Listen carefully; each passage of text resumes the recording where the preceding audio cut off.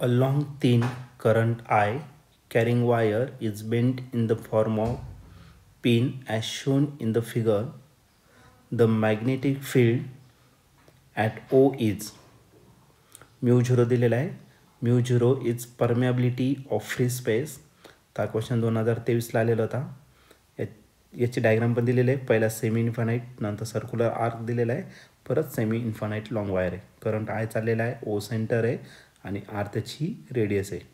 त्याचा A option आहे mu zero I divided by 4r in bracket 1 minus 2 divided by pi bracket complete.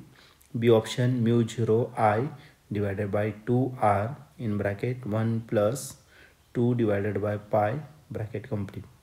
C option दिलेला आहे mu zero upon 2r in bracket 1 minus 2 upon pi bracket complete. D option दिलेला आहे mu zero i divided by 4r in bracket 1 plus 2 upon pi bracket complete. आता हे 4 option दिलेले आहे. तर या 4 ऑप्शनपैकी या क्वेश्चनचा करेक्ट आन्सर काय असलं पाहिजे, तर आपण याला सॉल्व करूया आणि मग डिसाईड करूया. आता या फिगरमध्ये जर बघितलं तर पहिला पार्ट जो आहे तो semi infinitely long straight wire आहे, दुसरा आहे सर्क्युलर आर्क आणि तिसरा आहे पुन्हा semi infinite long straight wire. तर आपण एक काम करू, magnetic field, total magnetic field किती असणार या सगळ्यांची आपल्याला ॲडिशन करावं लागेल. मग पहिले घेऊ आपण मॅग्नेटिक फील्ड कोणासाठी, तर स्ट्रेट इन्फानाइटली लॉंग स्ट्रेट वायरसाठी, सेमी इन्फानाइट लॉंग. ओके, मग या ठिकाणी लिहितोय magnetic field due to the semi infinite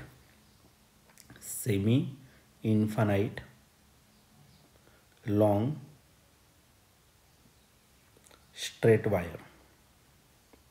Semi infinite long straight wire is given by, तर आपल्याला मॅग्नेटिक फील्ड फाइंड करायचं आहे सेमी इन्फानाइट लॉंग स्ट्रेट वायरसाठी इज गिवन बाय.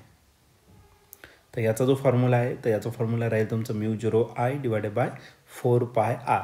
बघा, इन्फायनाईट लॉंग जर असेल तर 2 पाय आर आहे आणि सेमी इन्फायनाईट लॉंग असेल तर 4 पाय आर असणार. ठीक आहे, मग B1 घेऊ. त्याला B1 किती असणार, mu zero I divided by 4 pi R. तर या ठिकाणी 2, ठीक आहे, एक काम करतो, या 2ला मी नंतर रिप्लेस करून टाकतो. ठीक आहे, 4 पाय आर असलं पाहिजे तिथं. आता दुसरं मॅग्नेटिक फील्ड जे आहे कशामुळे, तर दुसरी सेमी इन्फानाइट लॉंग, करंटची डायरेक्शन अपोजिट आहे पण मॅग्नेटिक फील्डची डायरेक्शन सेम असणार आहे, म्हणून या दोघांची मॅग्नेटिक फील्ड काय होणार आहे, ॲड होणार आहे. There are 2 semi infinite long straight wire. Okay, तर 2 आहे, एक वरच्या साईडला आणि खालच्या साईडला आहे. There are 2 semi infinite. Right hand rule जर वापरला तर मॅग्नेटिक फील्ड सेम डायरेक्शनमध्ये येणार. ठीक आहे, अँड मॅग्नेटिक फील्ड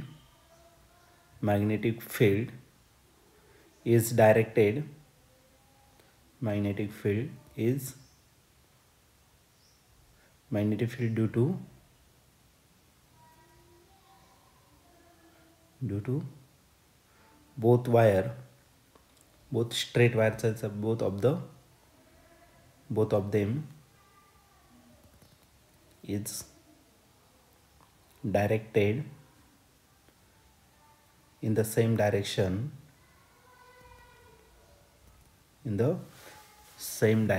तर दोघांची जी मॅग्नेटिक फील्ड आहे तर ती सेम डायरेक्शनमध्ये असणार. मॅग्निट्यूड सेमच असेल म्हणून काम करता येईल आपल्याला, टोटल मॅग्नेटिक फील्ड या दोघांची काय करता येईल, ॲडिशन करता येईल. ठीक आहे, मग त्याला आपण B2 घेऊ आणि B2 किती असणार, 2 टाइम्स. तर पहिल्याची मॅग्नेटिक फील्ड ती किती, mu zero I divided by 4 pi r, कारण semi infinitely long straight wire आहे. तर वरती मी 2 लिहिला आहे, तो रिप्लेस करणार आहे मी आता. ओके, आता बदलून घेऊ. मग या ठिकाणी आपण काय करू, 4 पाय आर. ओके, तर वरचा जो 2 आहे त्याला मी रिप्लेस करून टाकणार आहे आणि त्याच्या जागी आपण काय करू, तर 4 राईट करू. हे झालं तुमचं दोन्ही वायरसाठी झालं. ओके, पहिल्या वायरसाठी आणि दुसऱ्या वायरसाठी. आता दुसरा आहे तुमचं सेमी सर्क्युलर आर्क आहे, राईट ना. सेमी सर्क्युलर आर्क असेल त्याच्यासाठी आपण मॅग्नेटिक फील्डचा फॉर्म्युला या ठिकाणी राईट करू. ठीक आहे, मग या ठिकाणी टायटल टाकतोय मॅग्नेटिक फील्ड ड्यू टू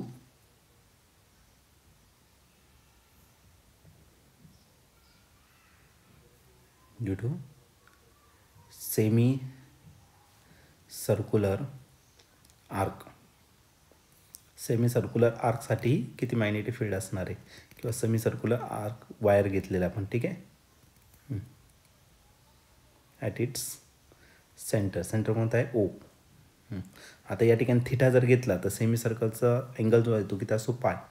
मग आपला B3 भेटेल तो किती भेटेल तर μ0I डिवायडेड बाय 4πr आणि इंटू थिटा. आणि थिटाची व्हॅल्यू किती आहे पाय. ओके, मग ते थिटाची व्हॅल्यू आपण या ठिकाणी पुट करून टाकू. आणि ती किती पुट करणार तर पाय इतकी आपण त्याच्यामध्ये पुट करून टाकू. मग आपल्याला B3 भेटून जाईल. आणि B3 किती भेटणार तर μ0I total divided by 4πr आणि थिटाच्या जागी काय टाकणार आहे आपण पाय. 180 डिग्री असं सेमी सर्कलचा अँगल. ओके, पाय सोबत पाय काय होणार आहे कॅन्सल. रिझन देऊन टाकू थिटा इज इक्वल टू पाय. आता नेक्स्ट केसमध्ये या पाय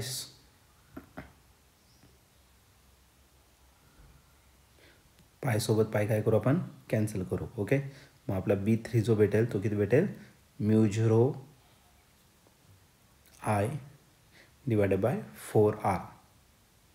हे झालं तुमचं सेकंड इक्वेशन. आता टोटल मॅग्नेटिक फील्ड जर घेतलं तर या दोघांची आपल्याला काय करावं लागेल तर ॲडिशन करावी लागेल. ठीक आहे, मग आता ॲडिशन करून टाकू या दोघांची. मग आपल्याला मॅग्नेटिक फील्ड भेटून जाईल. कारण की सगळ्यांची डायरेक्शन कशी असणार सेम असणार. कारण कसं चाललं आहे अँटी क्लॉकवाईज डायरेक्शन चाललेलं आहे सर्व याच्यातून. ठीक आहे, टोटल मॅग्नेटिक फील्ड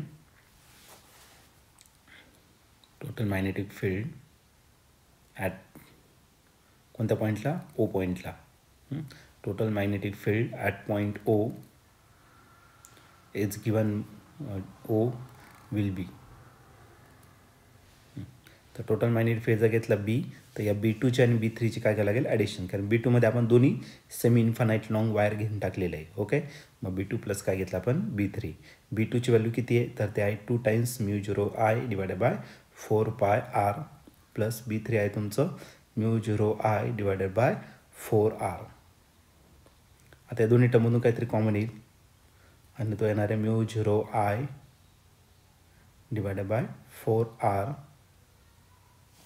आणि अनकॉमन राहील 2 डिवायडेड बाय पाय आणि इथला पाय राहिला. ओके, अजून एक टर्म काय आहे पाय.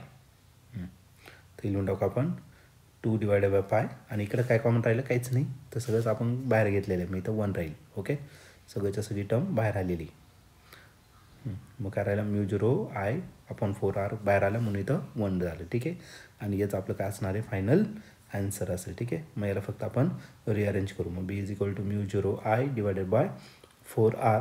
स्टार्टिंगला याला उलटं करून टाकू. 1 इकडे घेऊ आणि 2 अपॉन पाय तिकडे घेऊन टाकू.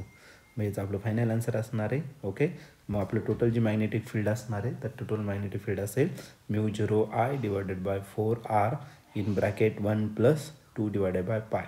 ओके, तर आता 4 ऑप्शनपैकी या क्वेश्चनचं करेक्ट ऑप्शन काय असणार आहे तर आपण त्याला चेक करूया.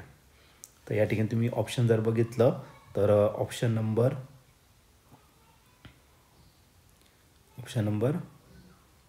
D जो आहे तो या ठिकाणी आपला करेक्टली मॅच झालेला आहे. म्हणून या क्वेश्चनचं करेक्ट आन्सर काय असणार आहे ऑप्शन D. ऑप्शन D म्हणजेच काय total magnetic field is equal to μ0I divided by 4r in bracket 1 plus 2 divided by pi. Option D हे त्याचा करेक्ट आन्सर असेल.